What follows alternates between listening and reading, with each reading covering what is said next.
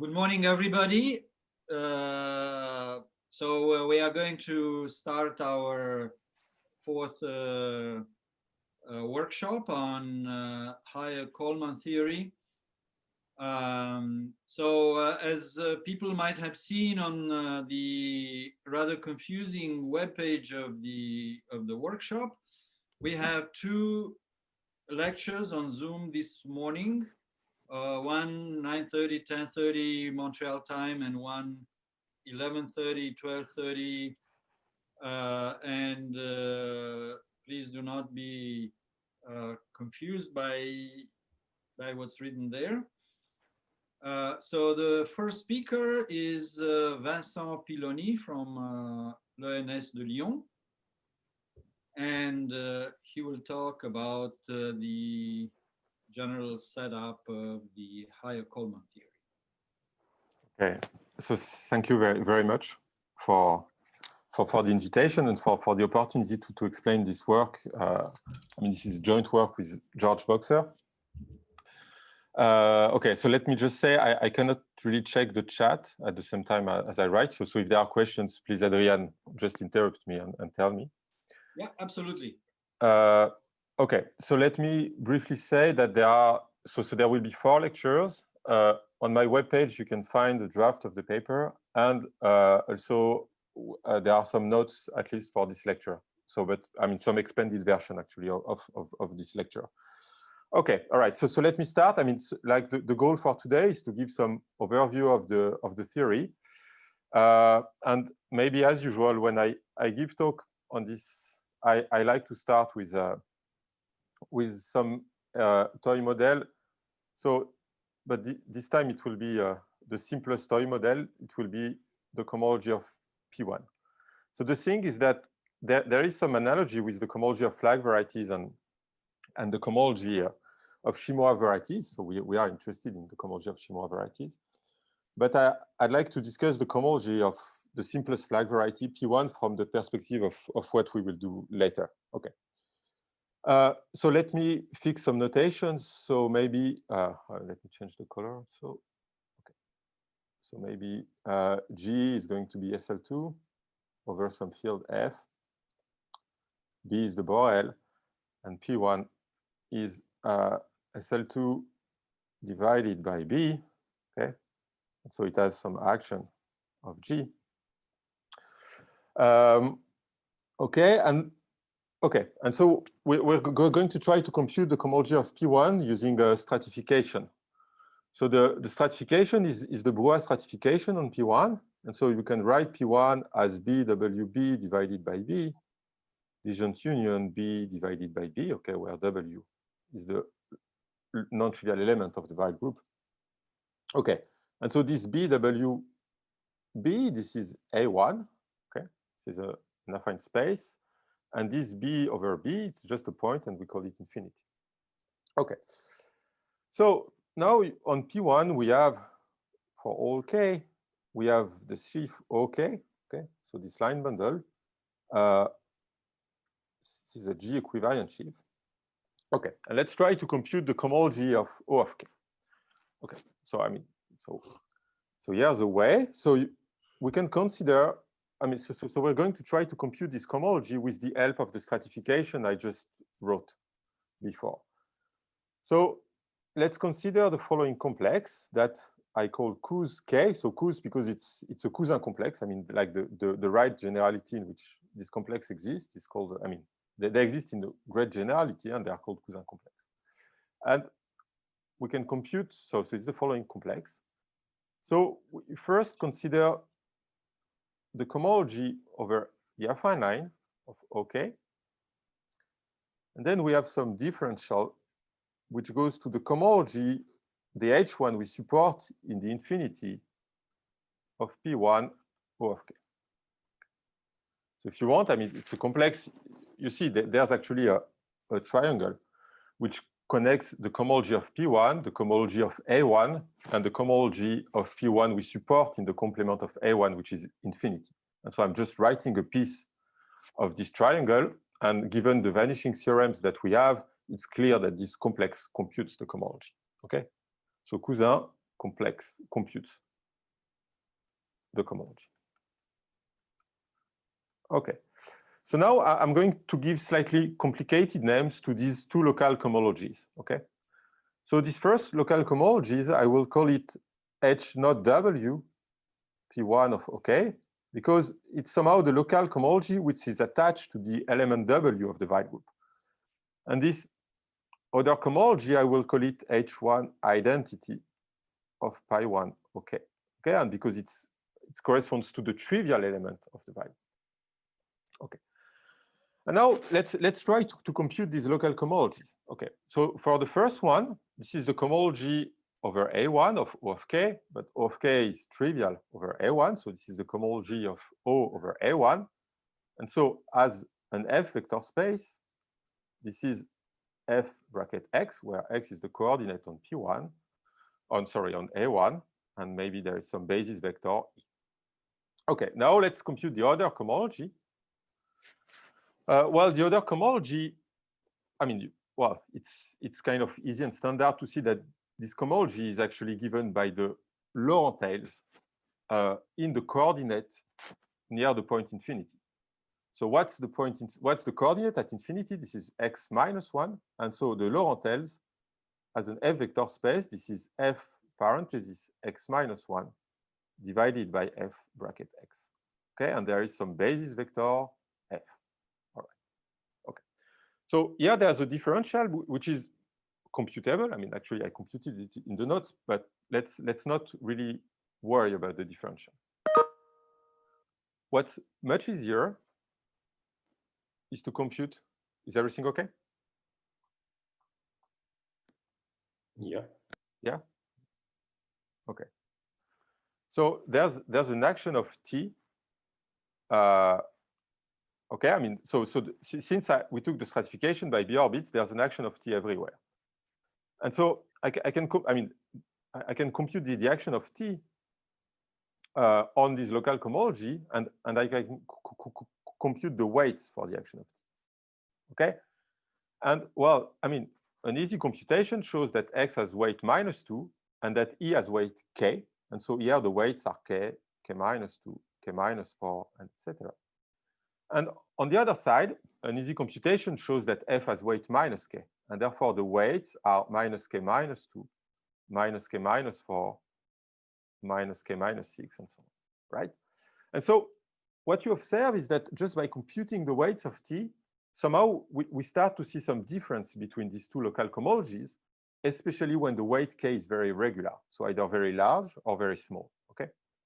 So there's like a different weight pattern. And actually, out of this weight pattern, which is kind of really easy to compute, we deduce easily the following statement. And so of course, it's the cohomology of P1, so it's not very spectacular, but it's that if k...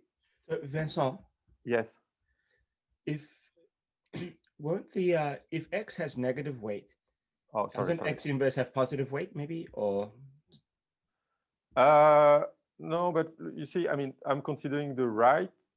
I mean, yeah, there's a double. I mean, no, I'm sure I'm right. So I mean, somehow there's, yeah, okay. This is the right action of G on P1, and there's a W there. So I'm pretty sure that X is going to have negative weight, -2. I'm just wondering, because you wrote X inverse mod X. Anyway, sorry. So yeah, I mean, no, but yeah, I kind of changed it. Okay, I think that was a typo. Okay. Yeah. I mean, somehow the Laurentales are Fx minus 1 over F bracket X minus 1. Thank you so much. So I think this is the point. Yeah. So now let's kind of look at what we get. So for k greater than 0, we can like consider the part of the cohomology which has big weights. Okay. And somehow the big weights are in general either on one side or the other side of the local cohomology. So if k is greater than 0, let's take the big weight part, which is the part where the weights are strictly bigger than -k minus 2. And then this cohomology is just in 1 degree and identifies with the local cohomology for W, right? And this is a module sits in degree 0. And similarly, if k is less than -2, then we can conclude that like somehow the big weight part is the part which is now like on the other side. And so this is the part which is of weight strictly bigger than K.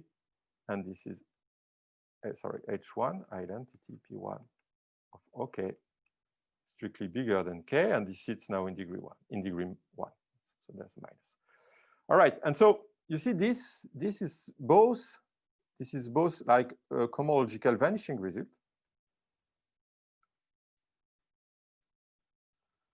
And classicality theorem. Okay, so cohomological vanishing because it's telling us that somehow the cohomology of P1 is concentrated in some degree, so it vanishes in some degree. And also classicality theorem because it somehow identifies certain local cohomology classes with global cohomology classes. All right, and well, at least, and when K is -1, which is kind of the irregular situation, we cannot say anything before we compute the differential. Okay, and if we compute the differential, then we see that all the cohomology vanishes. All right. The small slope part is to change from K-1 to K-2 in your first line. No, it's minus K-2. I mean, sorry, yeah, sorry. It's yeah, maybe it's minus K-2. Thank you. All right, let me just, I mean, I'm almost done. There's one last thing I want to say about the cohomology of the flag variety, it's interpolation. So you see, I mean, the peak of P1 is Z. Okay, and so we can't interpolate the sheaves O of K. Okay, they have different degrees. Okay, and also I mean, and also like somehow the cohomologies are very different also. I mean, they sit in different degrees, they have different dimensions and so on. Okay, but we can resolve this by working with the local cohomologies. So we can resolve this by working with the local cohomologies. And so let me state a proposition. So for this proposition, maybe I'm going to assume that the characteristic of F is equal to 0. And then I claim that for any K which is now in F, in the field F, there exists a G hat equivariant sheaf. So G hat is the completion of G at the identity. G hat equivariant sheaf O of K, which exists on the big cell or in a neighborhood of the small cell, the point, infinity. And, okay, sorry. Maybe I need to create some. Okay, I see what happened. Sorry.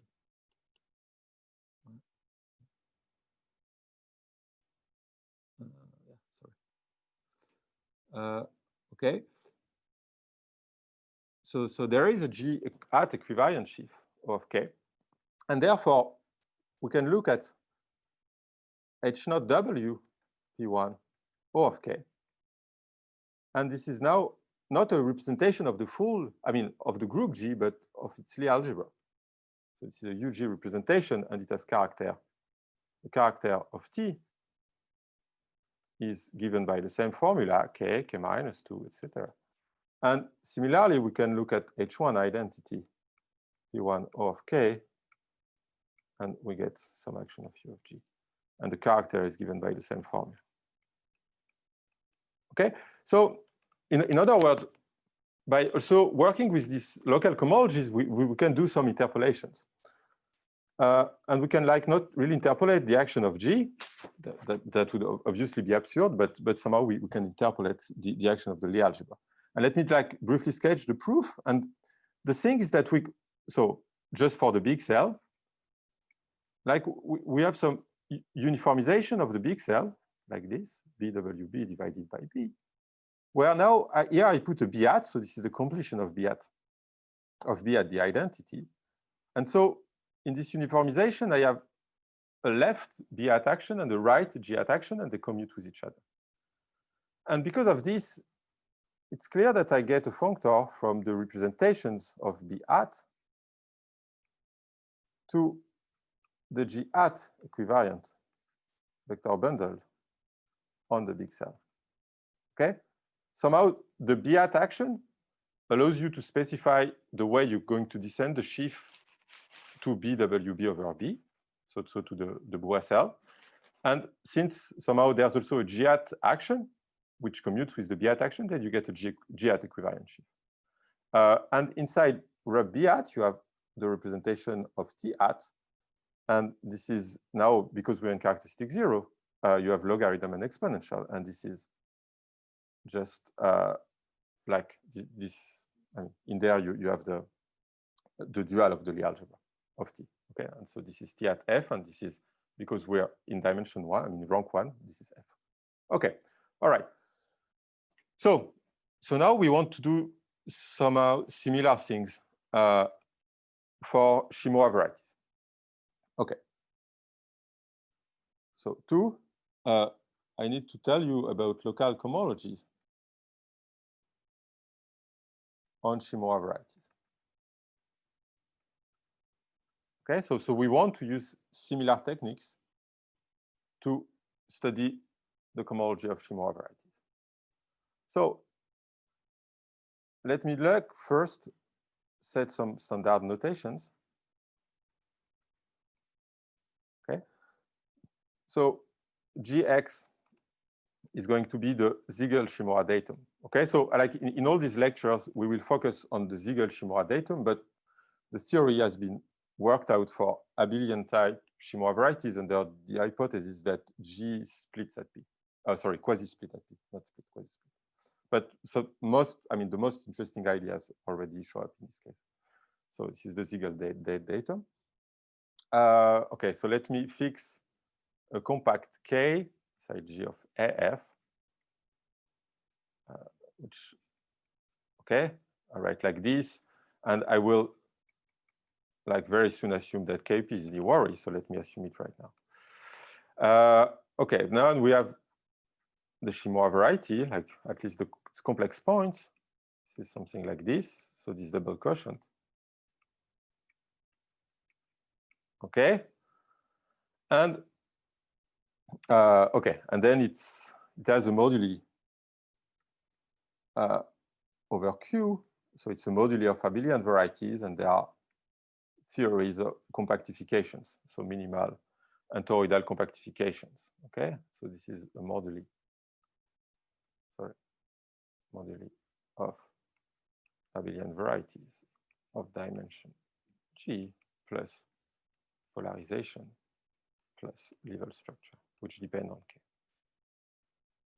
Okay, all right. So now we need also the coefficients for our cohomology theories. And so, I mean, attached to the Shimura datum, there is a co-character mu. And out of mu, we can look, I mean, we can construct parabolic P mu. So P mu is a parabolic. And so this is a, I mean, it is a Siegel parabolic, right? So it looks like this. I mean, it's conjugated to this kind of standard parabolic, where this is G, I mean, inside GSP2G, okay? And, well, we also have the Levy, M mu, which I will denote just by M in this lecture, and which is isomorphic to GLG cross GL1. Okay, so now, I mean, out of these groups, we can construct coefficients for our cohomologies. So first, there is a functor that goes from the category of, I mean, of finite dimensional representations of M to the category of vector bundles over the Shimura variety. Well, at least it's toroidal compactification. So let me like also fix a torus, maximal torus inside the Borel inside P mu. And then if I have some kappa, which is an M dominant weight, then I get some vector bundle. So this kappa corresponds to an irreducible representation of M, and then I get some vector bundle that I denote by nu kappa, okay? So the thing you have to remember is that I use kappa to denote, and nu kappa to denote like vector bundles, automorphic vector bundles.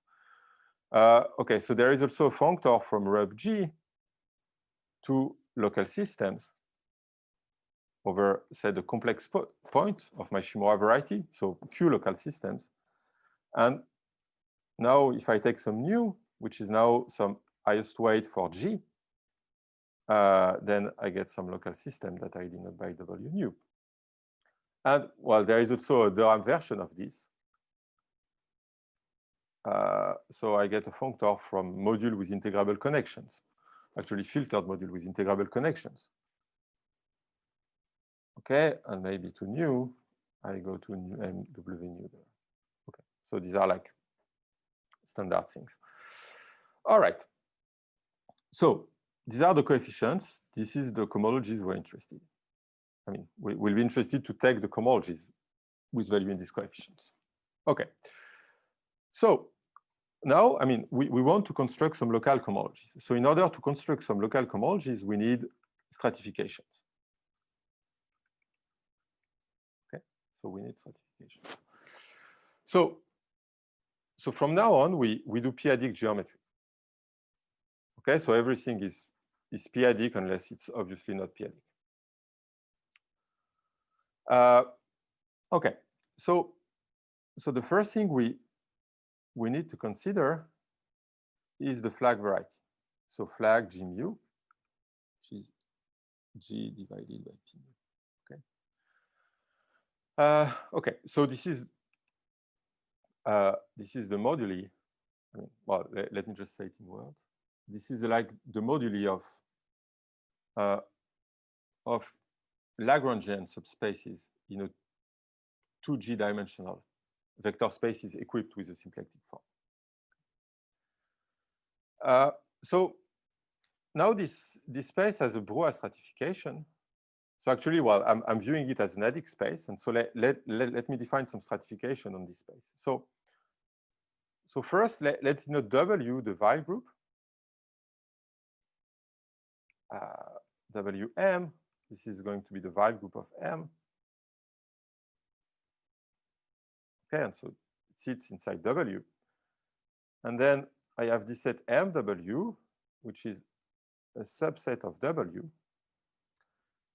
So MW is a set of representatives of the cosets W divided by Wm. Okay. And these are the representatives of minimal lengths. So these are called the constant representative. Minimal lengths.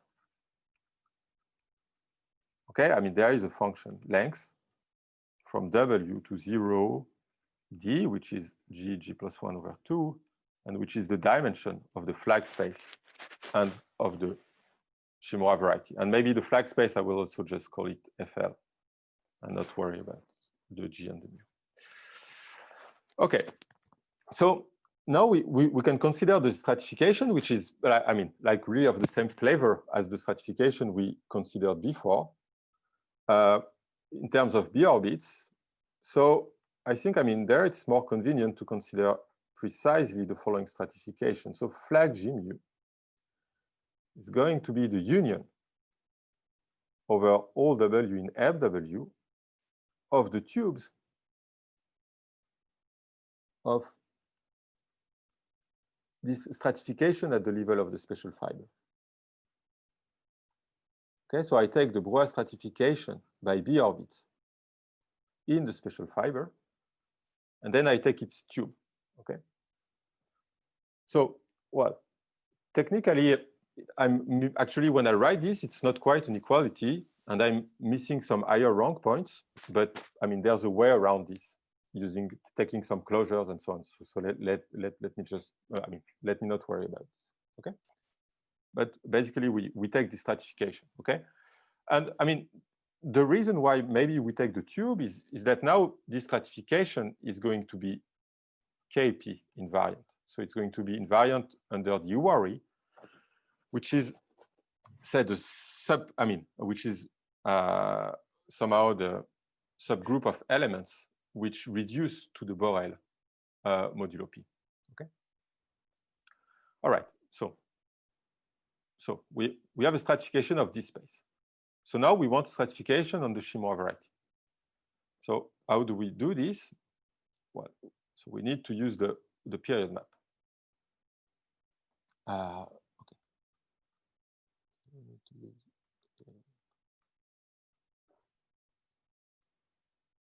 Okay, so how does this work? One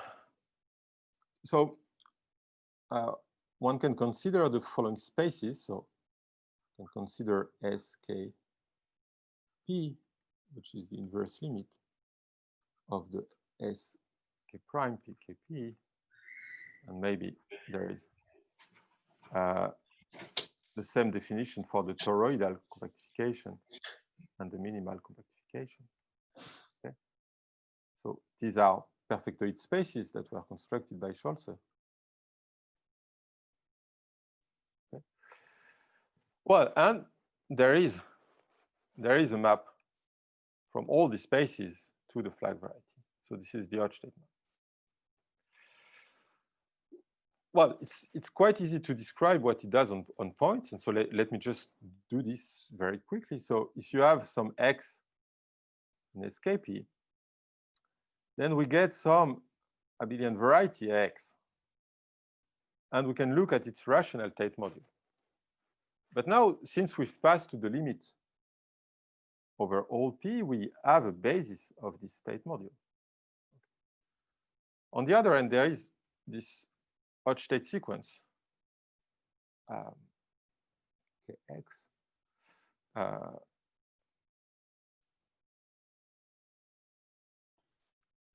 then Lie of A. So we have this Hodge-Tate sequence, and therefore Lie of A is a Lagrangian subspace into the trivial, inside the trivial K-vector space of dimension 2G with symplectic form. Okay? And so this gives a point on the flag variety. All right. So, okay. So actually, I mean, this period map is really defined at some infinite level, but we can still get some information. I mean, we can somehow, I mean, the point is maybe that this map is GQP equivariant. Okay. And therefore, we can also get maps at a finite level. So we get, for example, a map, the Hodge-Tate KP, which is now just a map of topological spaces by taking KP invariant everywhere. Okay, and I have to say, I mean, most of what we do, somehow we do it actually at finite level.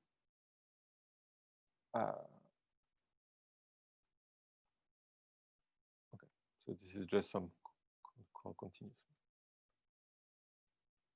Okay. Okay. All right. So now that we have this map, we can use this map to import the Brouillard or the tube of the Brouillard stratification. Okay. Vincent, how yes? do you define this map on a finite level? Well, you just pass to the quotient.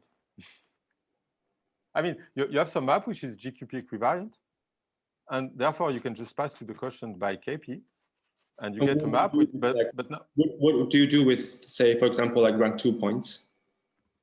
No, I mean, so you just, I mean, it's a map of topological spaces. So yeah, this space is really like the quotient space of like Can you show the definition of the flag variety, please? Sorry? Can you show the definition of the flag variety? Yes, sorry, it was there.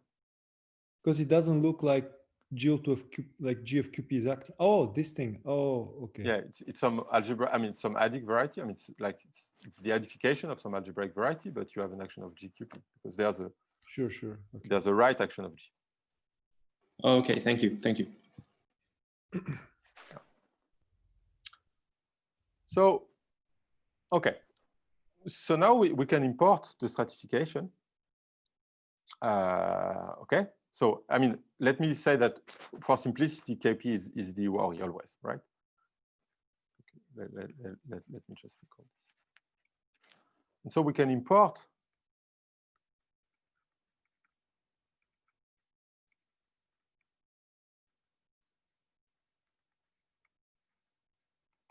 the Brouillard stratification on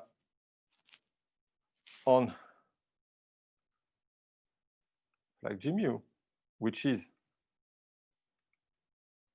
KP invariant. Okay, that's the important thing to a stratification to, well, let me just write the stratification maybe.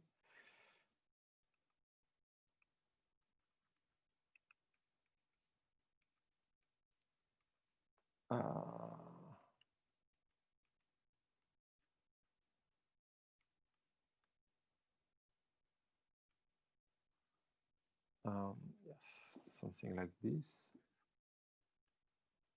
P mu f p w b f p over p mu f. Okay. Okay. So maybe you wonder like what this looks like exactly. So these are maybe open subsets of scatter. Okay. Okay. Well, yeah, these are open subsets. So I'd like to just describe, I mean, like some very important points in each of these orbits. So let me first say that actually MW is also the set of fixed points for the action of T of QP of the torus on the flag variety, right? So actually in each of these orbits on the flag variety, there's a unique fixed point for the action of TQP.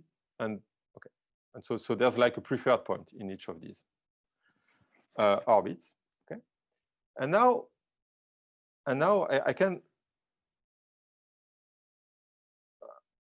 I can try to describe maybe P Hochstetter minus 1 of the KP orbit of this W. So for W in MW, okay? And what is this? Well, this is the set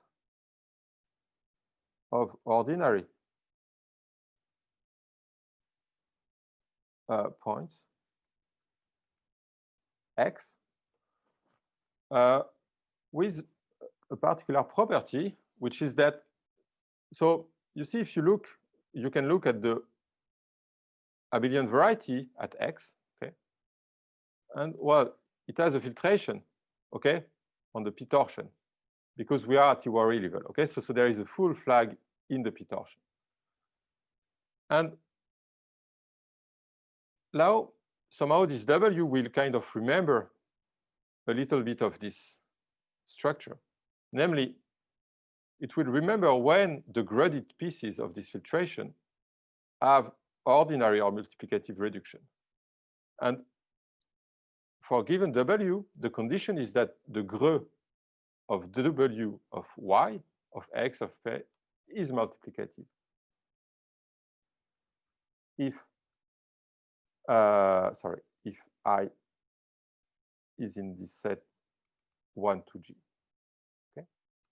All right. So I mean, so just what I'm telling you is that I have this stratification, and somehow that in each of these strata, I have an important subset, which is like the ordinary component of this subset.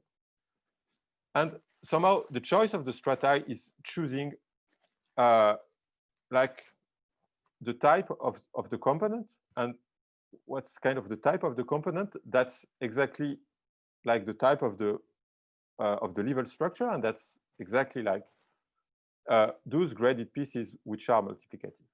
Okay, which are multiplicative. I don't know if this is very clear.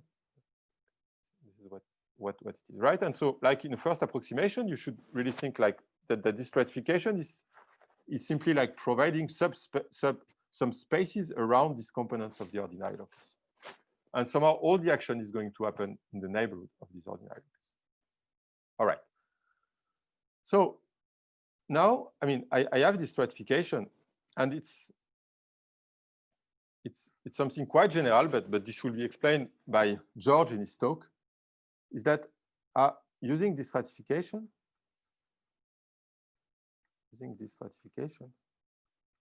so this will be explained in the next talk. We can define some local cohomologies. So I'm going to give them names. So R, gamma, W, KP, kappa, plus Fs. Okay, so let me just like comment on the notation. So what is this? Well, this is some local cohomology. Okay, so yeah, local, it means that somehow it's a cohomology of some open of the Shimura variety with some support conditions.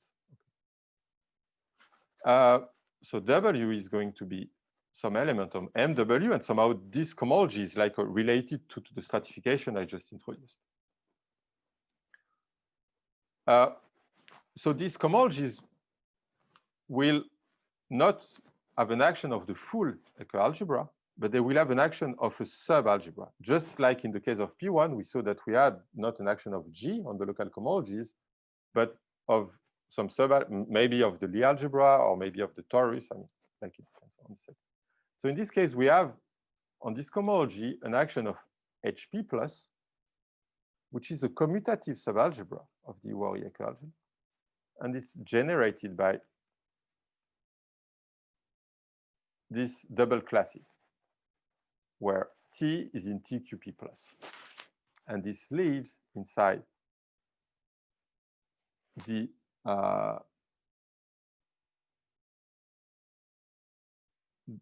Iwari ecoalgebra, which is non-commutative. Okay, all right. So this acts HP plus acts on these cohomologies.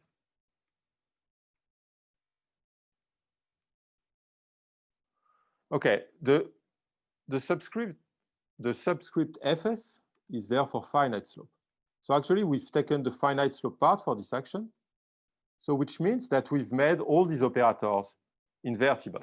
Okay, and this is possible somehow because there are operators in HP plus that act compactly. But all this will be explained by George. And I mean, all right. So I think I've told you. I think I'm not going to tell you really more about these local cohomologies.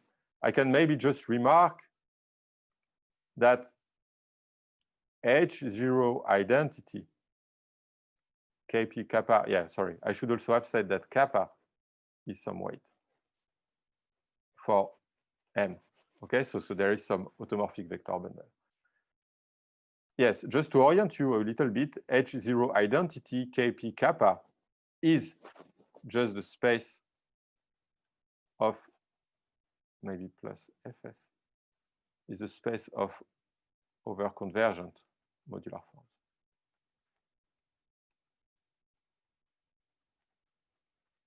Okay, and maybe finite slope.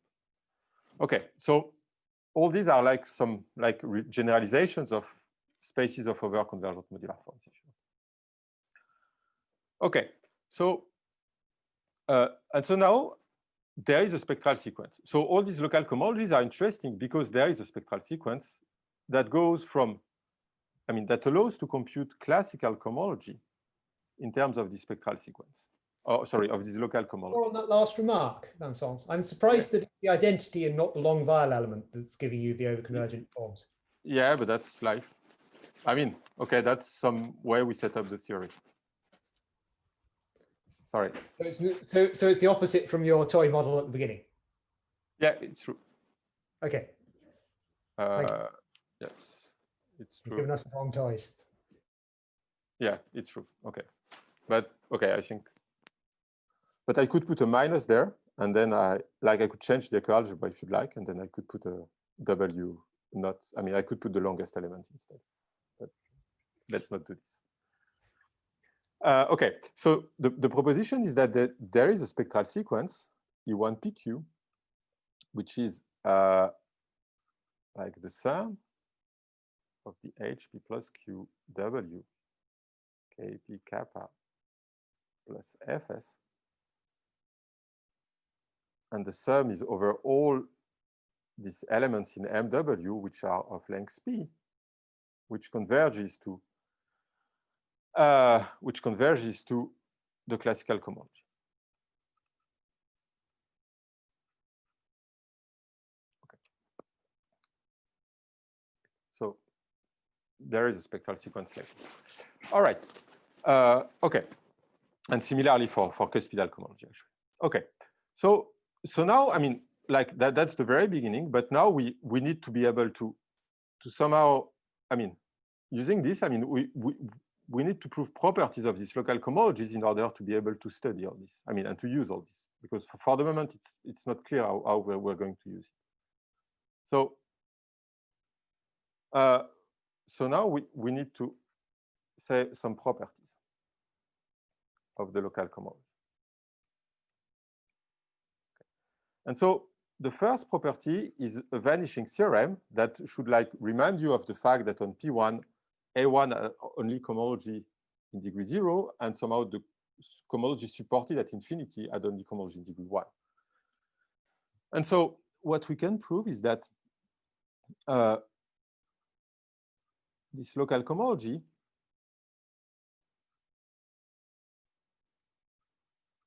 is concentrated in the range 0 to the length of W. Sorry, I should put.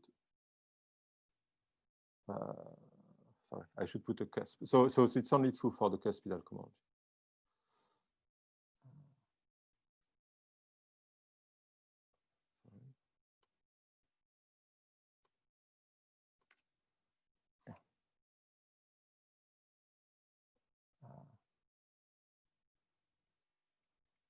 Okay. Right. And again, I mean, it's a statement that's really related to the fact, to the property that the ordinary locus is affine. Okay. I mean, that's at least a big part of the proof is there. So because of this, I mean, I should say that we also conjecture the opposite for the non-compactly supported. So sorry, for the non-cuspidal cohomology is in degree LW2D. But we can't really prove this, but somehow we have, to a certain extent, a way around this using duality. Yes, I'm sorry.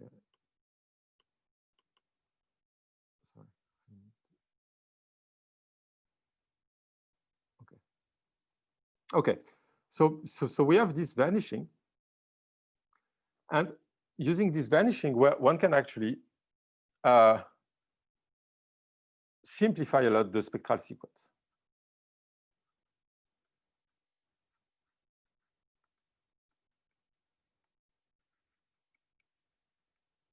Okay, so I mean, this vanishing is telling you that lots of terms are going to vanish.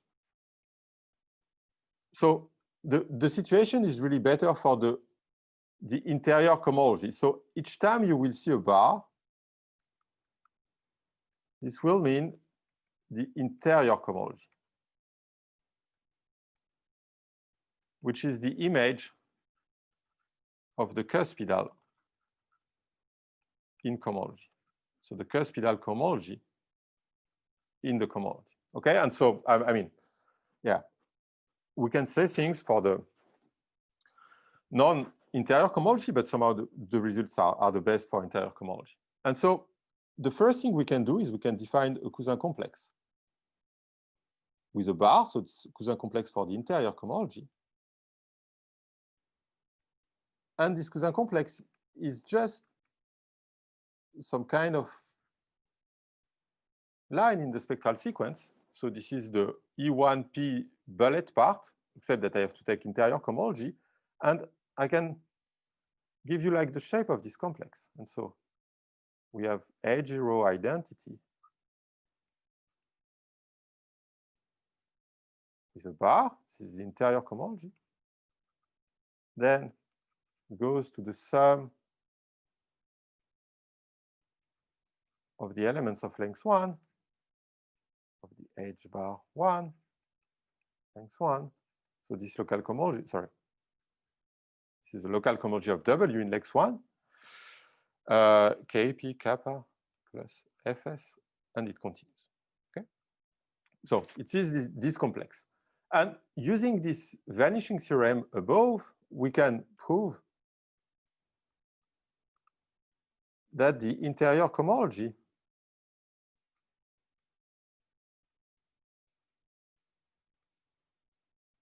is a subquotient of the cohomology of this Cousin complex.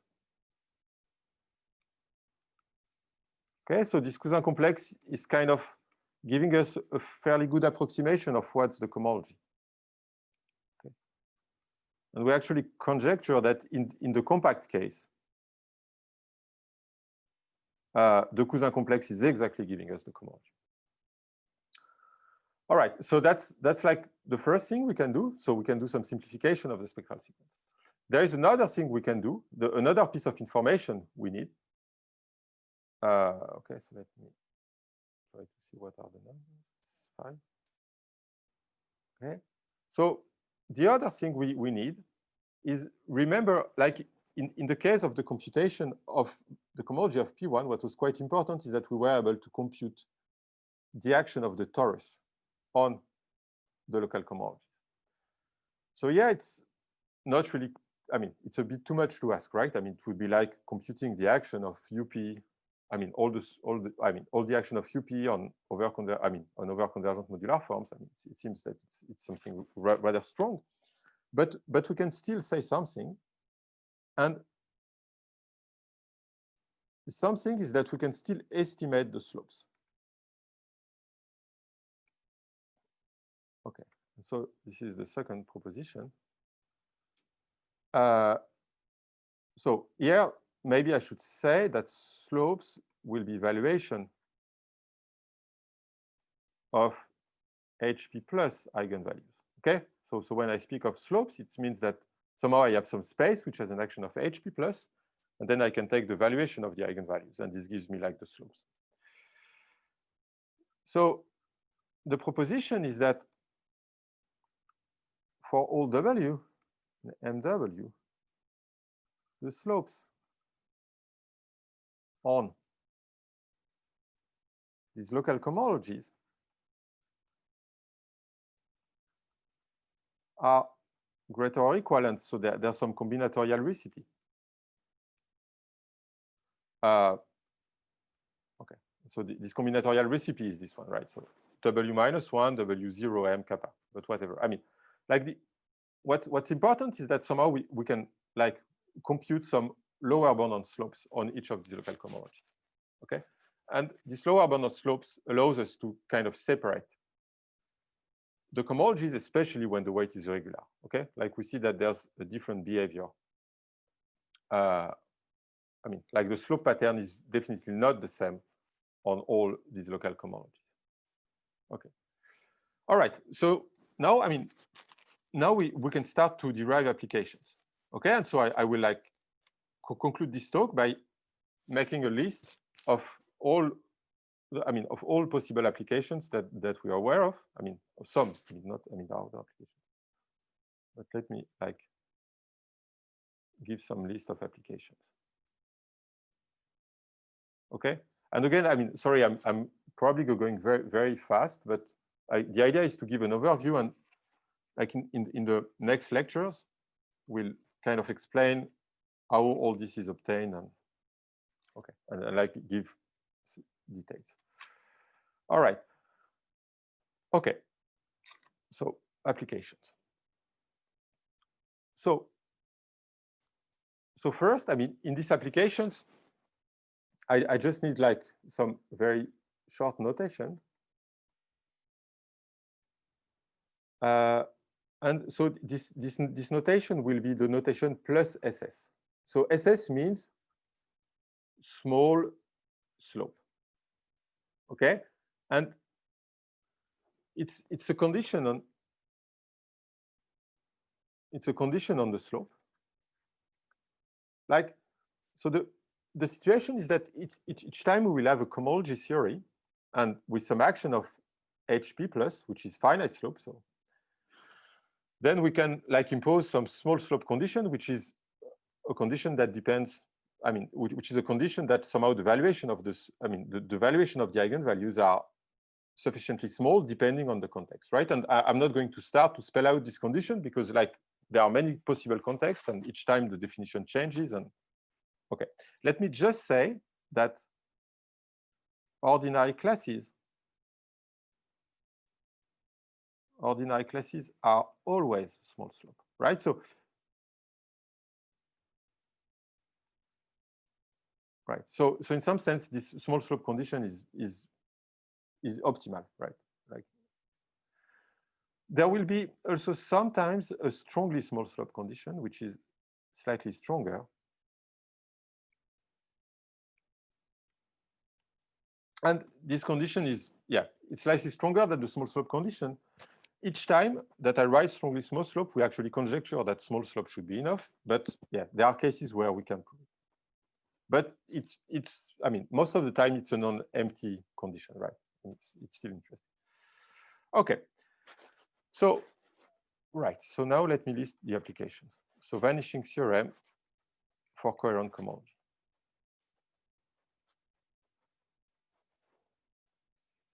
So if we take some weight, kappa, then there is a range that we call L min of kappa, L max of kappa, inside 0D, where we expect interesting cohomology.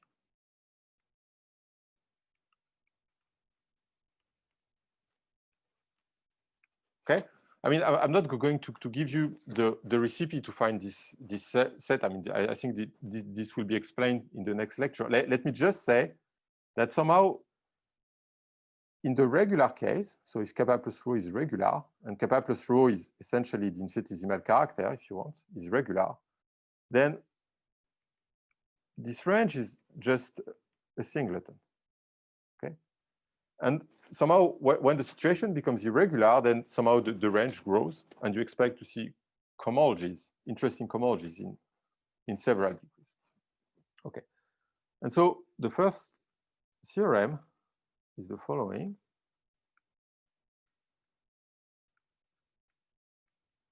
So if you look at the interior cohomology and you take the small slope part, then this is in degree, this is concentrated in degree in this range.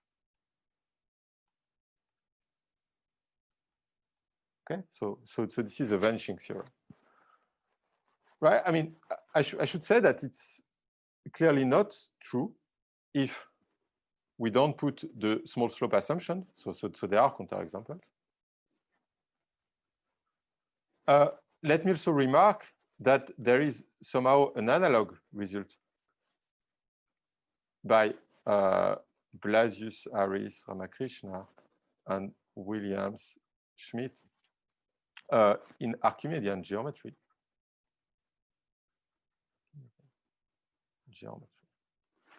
Where the small slope condition is replaced by a temperedness condition. Okay. Okay, so that's the vanishing for coherent cohomology. So now we can deduce a vanishing for Betti cohomology. So it's the following theorem. So take nu in x of t plus. Then we find that h bar I is k of c w nu dual is in degree d. D. And actually, there is a decomposition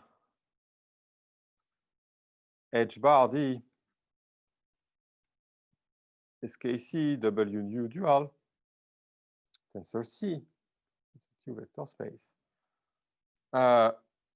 is like the sum for all w in mw of the h length of w bar.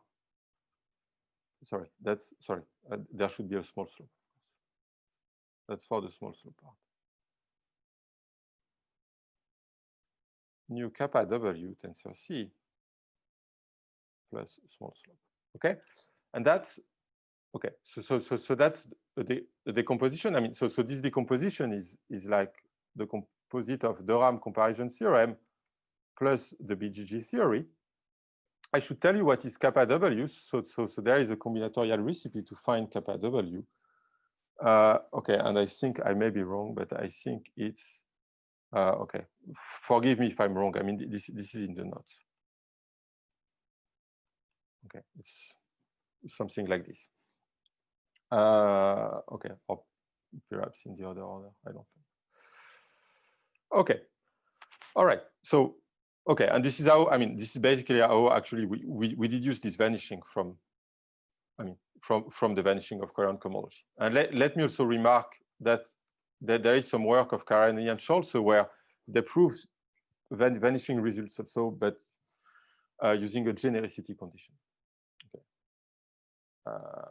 All right, so now let me continue with the applications. So the next application is to classicality theorems. Okay, so classicality theorems, these are theorems where you like actually to identify overconvergent modular forms or local cohomology with a cohomology.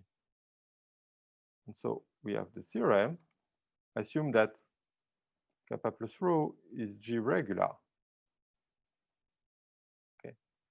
Then there exists a unique W in MW such that the cohomology, which is strongly small slope, so the classical cohomology, which is strongly small slope, identifies with the local cohomology for that given W. Okay. Right. I mean, again, this generalizes results obtained by Coleman, Kasai, and many other people. I mean, sorry, I don't really have, I mean, there are more references in the notes, so sorry. Okay, I mean, and again, I mean, this result is clear from the perspective, I mean, you just take our spectral sequence and just like use the slope bounds, and you see that look under the assumptions, so sorry, it's this spectral sequence. And like under, sorry, it's the spectral sequence there. Sorry, it's even there. Yeah, this is this spectral sequence. And you see that under the slope assumptions, all the terms apart from one disappear in the spectral sequence. Okay. So now, yes, okay, I'm almost done. I mean, I think because of the chat, I just need 2 or 3 more minutes and I can conclude. I mean, I have 2 more applications. So if it's okay, I'd like. So there is also some application with the RAM cohomology. Namely, we have the following theorem. So with the RAM cohomology, actually, we can use this local cohomology to produce, so for the interior of the RAM cohomology, we can use this local cohomology to produce a decomposition of the RAM cohomology. So splitting of the Hodge to the RAM spectral sequence. So for the interior cohomology, if you take the strongly small slope part, then it's concentrated in degree D, in the middle degree. And there's really a decomposition, so that's really over QP. You don't need to tensor anymore. And there's really a decomposition like this as the sum of the H length of W, escator mu kappa W plus SS. Okay, so just like harmonic forms can be used to decompose the RAM cohomology in this, I mean, in the Archimedean world, I mean, like there, you see that the strongly small slope, I mean, on the strongly small slope part, you can use this local cohomology to split the Hodge to the RAM spectral sequence. Okay, and I'm almost done. I just have one last application and then I finish. So the last application is to eigenvarieties.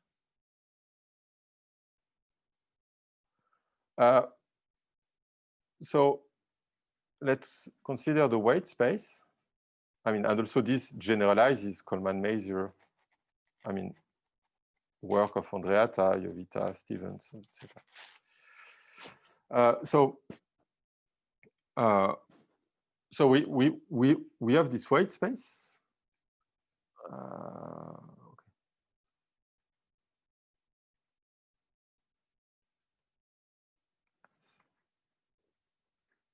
Okay, so it's G plus 1 dimensional. Okay, yes.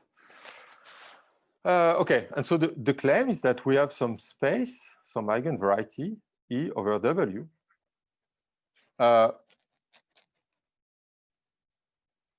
with the following properties. So the morphism pi is quasi-finite and partially proper. Okay. The second property, which is really the most interesting one, I think, is that E is going to be equidimensional of dimension G plus 1. The third property is that for all W in MW, there exists a coherent sheaf HW over E, which is torsion-free over the weight space. Okay, so this torsion freeness is related to the equidimensionality of the eigenvariety. The fourth property is that for any nu, which is G dominant, or maybe G dominant minus the non-compact roots, then if you specialize these sheaves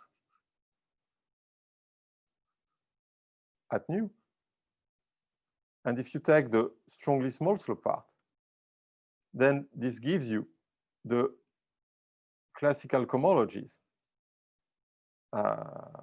Yes. For these weights, nu kappa W. Okay, so this is like the control theorem. So in other words, this actually HW, they kind of interpolate local cohomology. Okay, and I'm almost done. I just need one last statement and I'm finished. And so the last statement is that any cohomology class C, any C, which is an eigenclass, in any interior cohomology in any degree, there exists a point xc on the eigenvariety. And the weight of xc is some translate of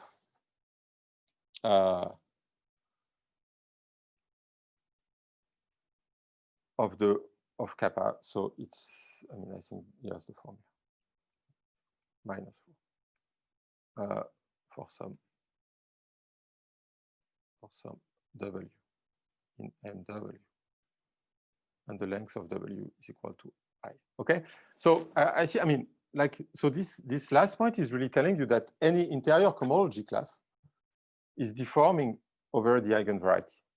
Okay, and I think this is really an advantage of the method we are using. I mean, like, we don't need non-critical hypothesis or whatever. Okay, and 6, well, I mean, I don't have time to say anything, but there is also some interpolation of their duality. Okay, and let me finish here. Thanks a lot for your patience and your attention.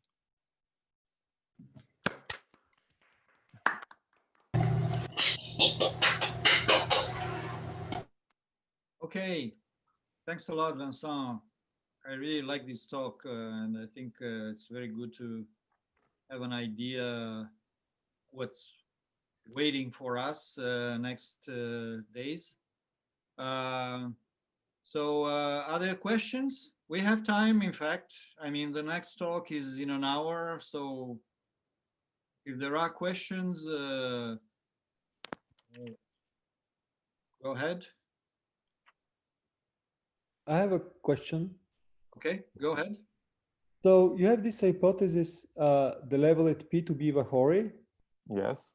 So what this means at the end for the eigenvariety, like what would be, so your system of eigenvalues are correspond to automorphic forms with Vahori fixed vectors. So can you comment on this? So maybe say in the case also of Coleman-Maser, what would be like if you only work with Eva-Horley level? Well, okay. I mean, so actually we don't really strictly need to work at Eva-Horley level, but somehow our Vincent, maybe you can stop sharing the screen so that. Oh yeah, sure. Yes. Right. Is that okay? Yeah. Yeah. No. So what I can say is that our theory has only something to say in the case for automorphic forms pi, such that pi p is a quotient of a principal series. Okay. And if you're not a quotient of a principal series, I mean, then our theory has nothing to say, which is exactly the case of the Coleman-Maser eigencurve. Oh yeah, quotient principal series, that's much more general than Eva-Horley. Yeah, I just took Eva-Horley to make it simple, but you can add Nebentypes and if you like. And yes. Okay. Other questions? Are there? Anybody has another question? I mean, I don't have a question. It's more like a comment, but it seems to me like the title or the name for this theory, like higher Coleman theory, is not really appropriate, as it seems to me that, I mean, if I understand it correctly, in the beginning, the higher Coleman theory referred to the fact that there was some development in higher dimensional cohomology groups with respect to H0, right? But it seems to me like H0 is part of the business, and in fact, this, if you want, either we can call it Coleman theory or whatever theory, you know, deformations of finite slope deformations or whatever one would like to call it. Anyway, higher Coleman theory seems a bit. So yeah, it looks great. So people don't have questions anymore? I mean, I have some, but I will keep them for maybe later, where I will see more details what you guys are doing. Thank you so much, Vincent. Anyway, I really like the toy example. I've seen other toy examples, but Adrian, David has a question. Okay, go ahead.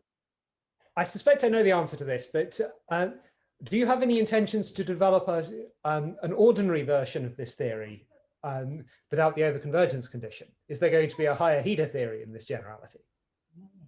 Yes, I mean, we would like to. I mean, we have some ideas, but there are, I mean, it's more delicate also. I think, yes, I mean, we have some candidates, maybe in the regular case. Okay, but it's, yeah, I mean, it's still very, very much in progress. So first, I mean, like in life, it's good to finish something sometime. So we try to finish this. And then maybe we'll try to develop seriously this higher Hida thing. Yes. Why is Hida theory more delicate than Coleman's theory? It's integral. Why Hida theory is more delicate than the Coleman? It's I would have thought naively that it was the other way around. It's integral. Yeah, it's integral. Aha.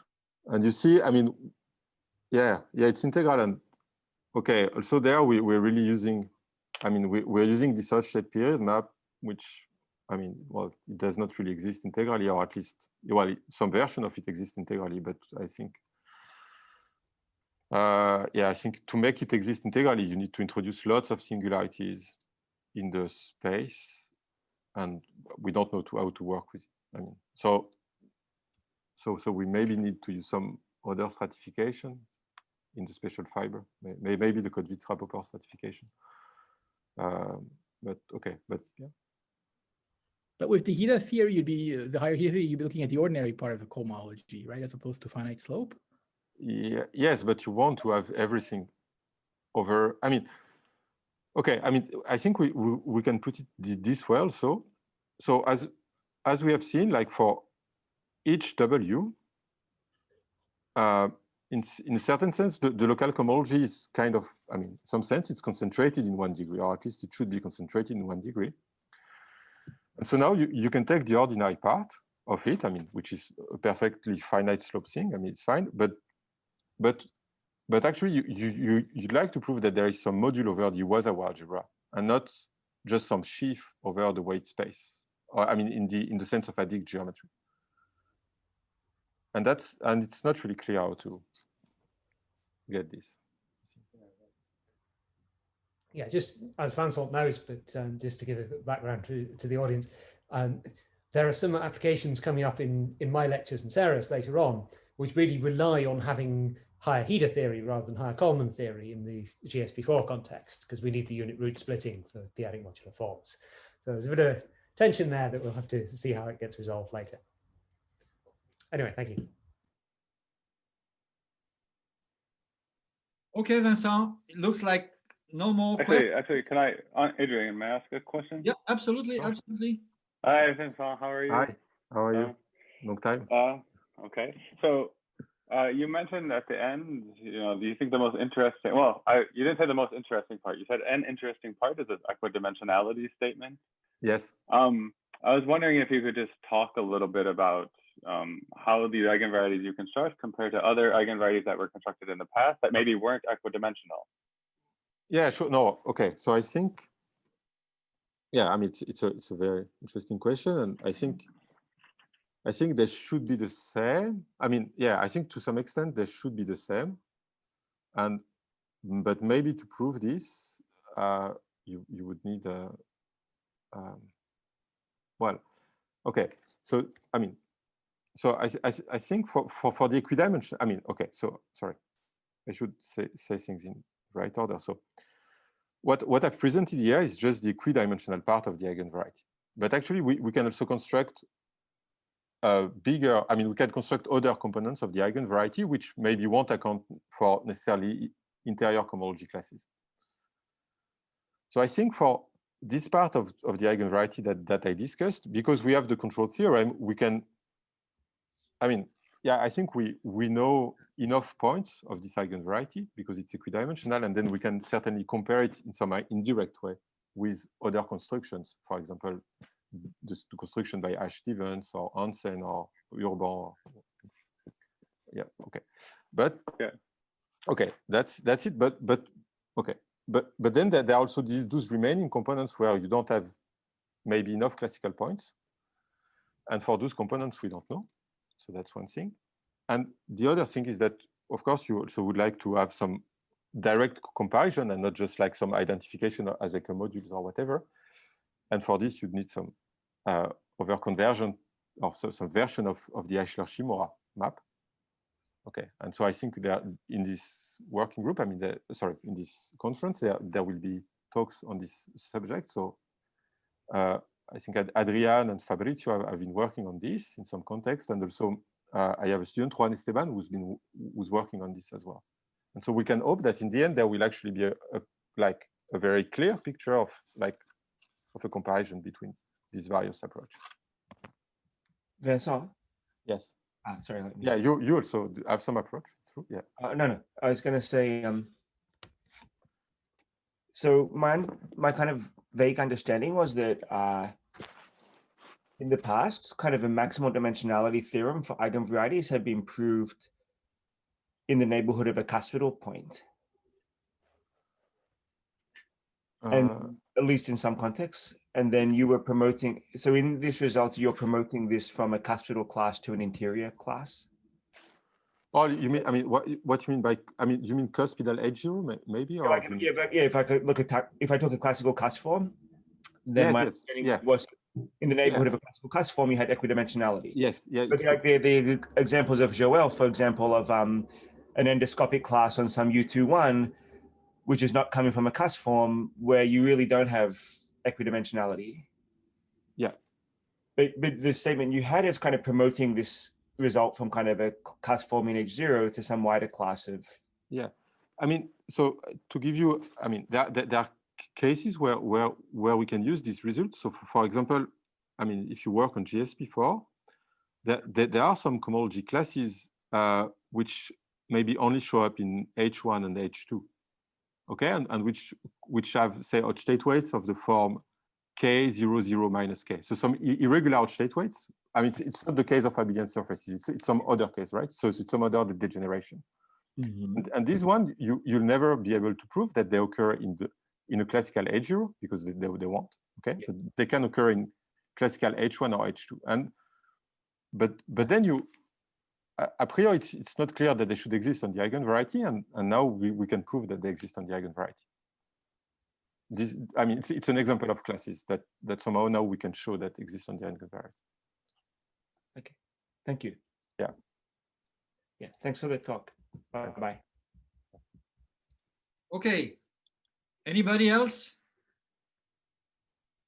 All right, so I guess we can, Guillermo, if you want, we can stop the recording.